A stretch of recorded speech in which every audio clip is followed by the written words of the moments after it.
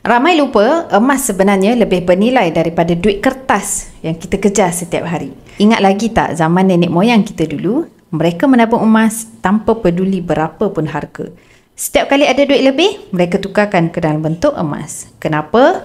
Sebab mereka generasi yang pernah melalui zaman perang, zaman penjajahan British, Jepun dan akhirnya merdeka. Mereka pernah tengok pertukaran wang kertas bila kerajaan kerap bertukar. Tapi, satu benda yang kekal, nilai emas yang mereka simpan. Bezanya, duit dan emas sangat jelas. Duit kertas nilainya bergantung pada jaminan kerajaan. Kalau kerajaan jatuh, nilai duit pun boleh hilang. Tetapi, emas tidak dijamin oleh sesiapa. Kerana nilainya ada pada dirinya sendiri, hanya pada ketulinan dan beratnya. Itulah sebab emas dipanggil aset dengan nilai intrinsik.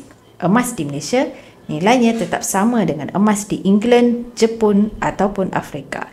Lokasi tidak mengubah nilainya dan kerajaan tidak mengubah nilai emas. Ekonomi pun tidak boleh jatuhkan nilai emas. Hari ini ramai orang terlupa emas sebenarnya lebih bernilai daripada wang fiat.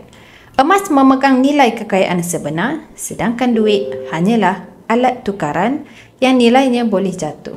Kalau anda nak mula alihkan sebahagian simpanan daripada wang fiat kepada emas, anda boleh rujuk pin video saya untuk langkah mudah daftar akaun emas dan nanti saya akan bantu anda cara terbaik menabung emas di Public Gold sesuai dengan bajet anda.